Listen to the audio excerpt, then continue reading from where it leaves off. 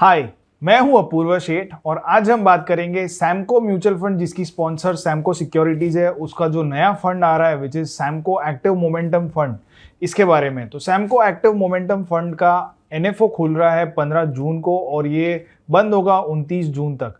तो आज हम सैमको एक्टिव मोमेंटम फंड को रिव्यू करेंगे और देखेंगे कि क्या क्या खास बातें हैं जो कि एक इन्वेस्टर को नोट करनी चाहिए। तो चलिए आज का ये वीडियो शुरू करते हैं।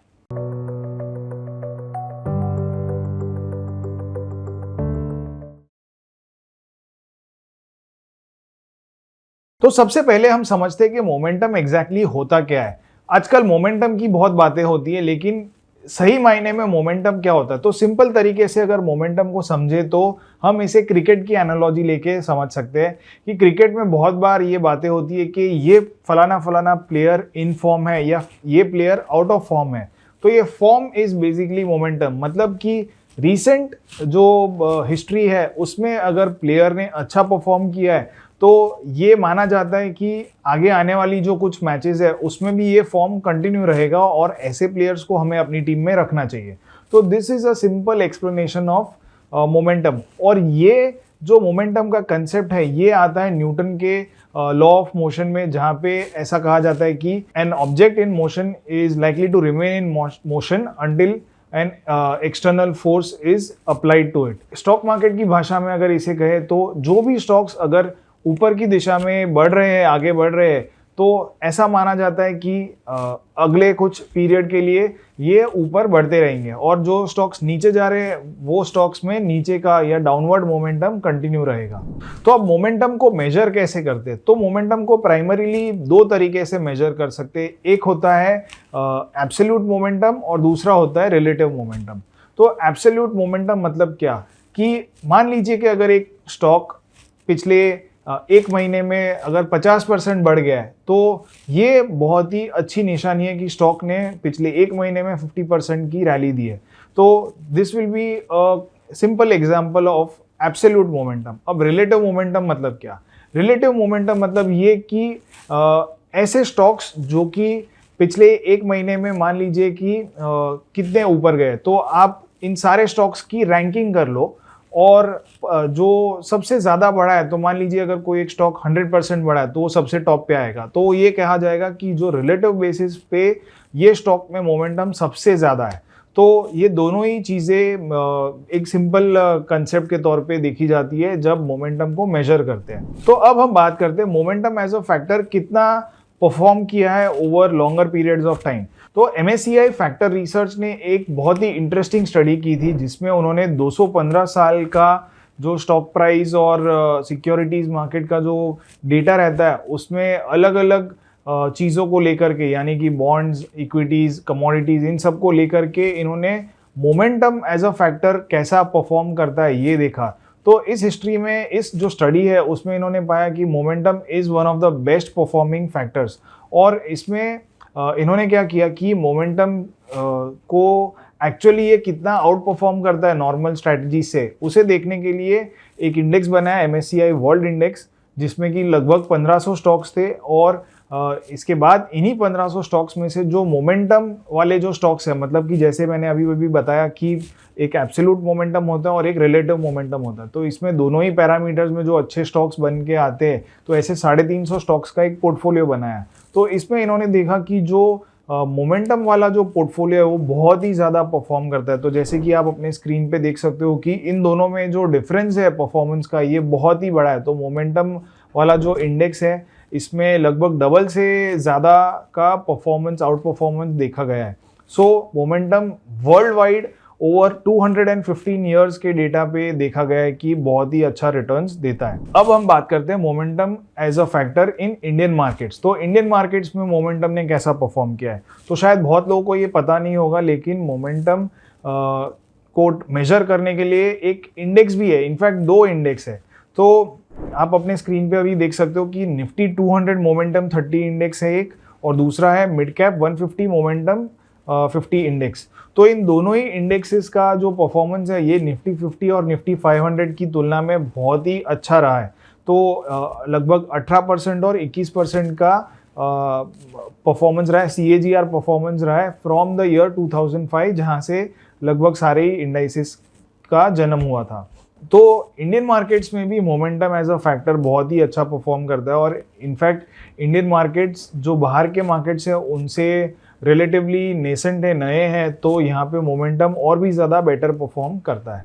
तो अब आप अपने स्क्रीन पे Nifty mid cap 150 momentum 50 index का परफॉर्मेंस देख रहे हो compare to the Nifty broader market indices. तो यहाँ पे क्लियरली देख सकता है कि जो मोमेंटम इंडेक्स का परफॉर्मेंस है वो नॉर्मल जो ब्रॉडर मार्केट इंडाइसिस है उसकी कंपैरिजन में बहुत ही बेटर है। इनफैक्ट 3-3.5 गुना बेटर परफॉर्म करता है निफ्टी मोमेंटम इंडेक्स।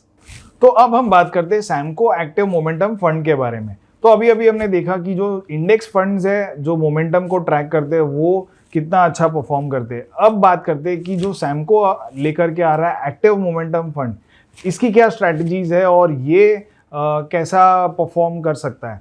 तो सैमको का जो एक्टिव मोमेंटम फंड है ये इंडिया का पहला एक्टिव मोमेंटम फंड है। अब तक जो भी इंडस्ट्री में म्यूचुअल फंड्स है वो सारे के सारे पैसिव फंड्स है। तो this is something very unique that you are getting. तो अब हम बात करते हैं कि सैमको एक्टिव मोमेंटम फंड जो है वो क्या क्या चीज़ें देखता है to identify momentum in stocks. तो मैंने कुछ दिन पहले पारस माटलिया जी जो कि सैमको एक्टिव मोमेंटम फंड के फंड मैनेजर है, उन्हें इनवाइट किया है अपने show the right choices with oracles of Dalal street पे। तो आप ये एपिसोड बिल्कुल भी मिस मत कीजिए, ये अगले शनिवार को पब्लिश होगा एपिसोड।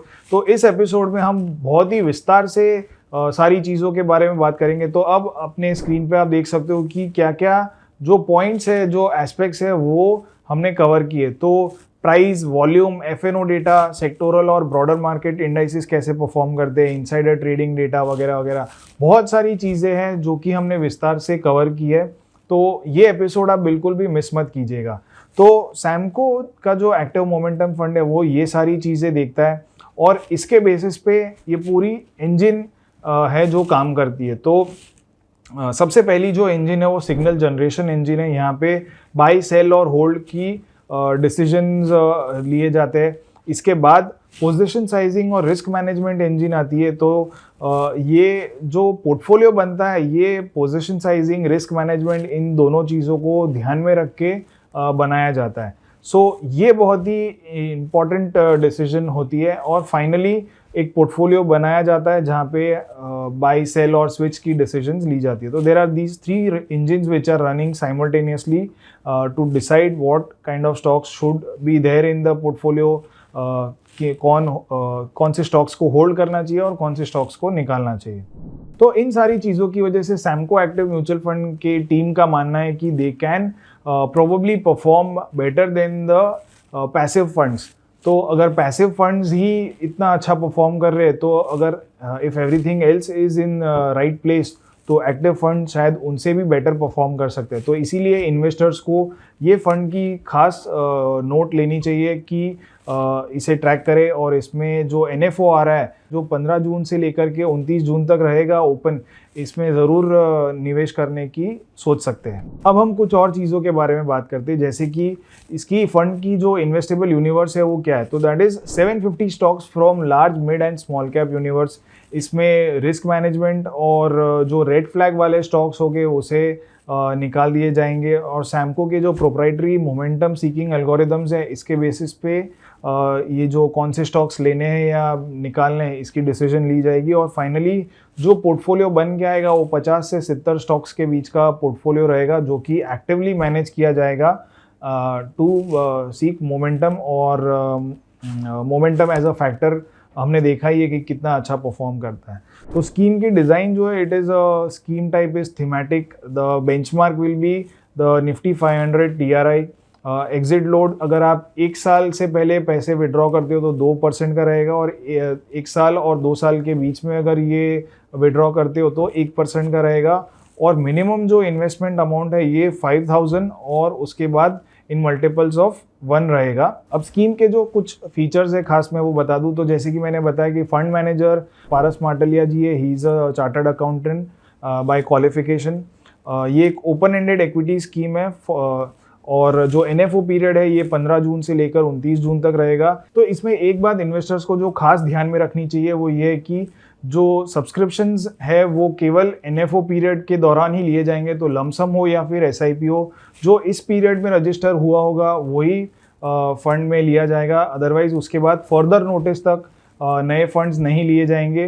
तो ये चीज़ का खास ध्यान में रखें कि आप अगर आपको इन्वेस्टमेंट करने का मन है तो वो NFO पीरियड के दौरान ही कर ले, क्योंकि बाद में कब ये इन्वेस्टमेंट्स के लिए ओपन होगा ये फ़िलहाल हमें पता नहीं है। So do take this opportunity of investing during the NFO period.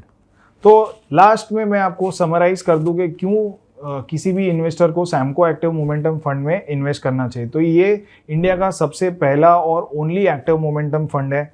इसके powerful momentum seeking algorithm proprietary framework पे डिज़ाइन किए गए, जो कि स्टॉक्स में मोमेंटम को ढूंढ पाए। और हमने देखा है कि मोमेंटम एज अ फैक्टर काफ़ी अच्छे से काम भी करता है। तो बहुत ही बड़ी यूनिवर्स में ये मोमेंटम को आइडेंटिफाई करने की क्षमता रखता है ये एल्गोरिदम। तो रिस्क मैनेजमेंट इसमें काफ़ी अच्छा है और स्पीड और एजिलिटी भी आ जाती है, because it is a tech driven thing. तो खास इन चीज़ों की वजह से किसी भी इन्वेस्टर को सैमको एक्टिव मोमेंटम फंड में निवेश करना चाहिए। So that's all in this video. I hope कि आपको ये वीडियो पसंद आया होगा। ऐसे ही इंटरेस्टिंग वीडियोस आगे भी देखने के लिए हमारी चैनल को ज़रूर सब्सक्राइब कीजिए। Thank you.